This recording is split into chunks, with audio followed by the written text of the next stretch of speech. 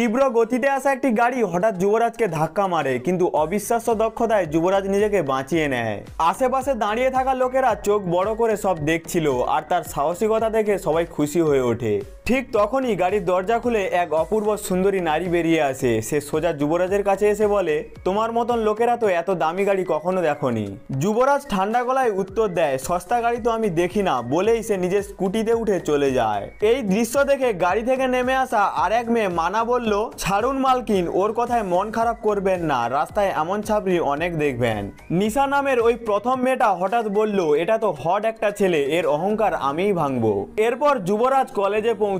ক্লাসের সামনে বেঞ্চে বসে থাকা এক মেয়ে তাকে দেখে সরে যায়, কারণ সে যুবরাজকে মোটেও পছন্দ করত না। ঠিক তখনই ক্লাসরুমে প্রবেশ করে লিসা। সকল ছেলেরা তাকে দেখে মুগ্ধ হয়ে যায়, কিন্তু লিসা সোজা এসে যুবরাজের পাশে বসে পড়ে। লিসা একটি কার্ড বাড়িয়ে দিয়ে বলে, তুমি আমার বয়ফ্রেন্ড হয়ে যাও, আমি তোমাকে টাকা দেব।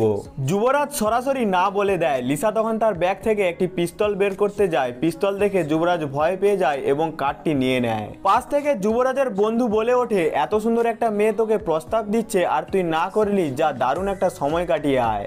এরপর যুবরাজ নিজের স্কুটি নিয়ে পৌঁছে যায় এক দামি রেস্টুরেন্টে। পেছন পেছন লিসাও তাকে অনুসরণ করে সেখানে চলে আসে। যুবরাজকে সেই ভিআইপি রেস্টুরেন্টে ঢুকতে দেখে নিশা হতবাক হয়ে বলে, এই ভিখারি এখানে কি করছে? মানা বলে, হয়তো জুয়াতে টাকা জিতেছে। যুবরাজ রেস্টুরেন্টের ভেতরে ঢুকে পড়ে। সিকিউরিটি গার্ড তাকে নমস্কার জানায়। সবাই তাকে একসময় ভিখারি ভেবেছিল, কিন্তু সে আসলে কত বড় লোক তা কেউই জানতো না। হঠাৎ করে যুবরাজ বদলে যায়। এখন সে রাজকীয় পোশাকে আত্মবিশ্বাসে ভরা। সে ম্যানেজারকে বলে, আমাকে সুন্দর সুন্দর মেয়েদের দেখাও।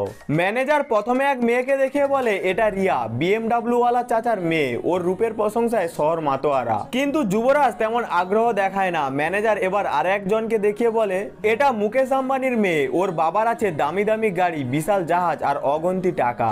তবুও যুবরাজ সন্দেহে পড়ে যায়। ম্যানেজার বলে, টেনশন নেবেন না স্যার, এবার একজনকে দেখাচ্ছি, ও সবচেয়ে দামি কলেজে পড়ে, তবে মনে হয় ওর বাবা একটু গরিব। যুবরাজ তাকিয়ে বলে, একে তো কোথাও যেন দেখেছি, হ্যাঁ আমার কলেজেই তো পড়ে।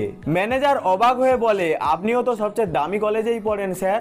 যুবরাজ হেসে বলে, তাহলে ঠিক আছে, ওর সাথেই শুরু করি।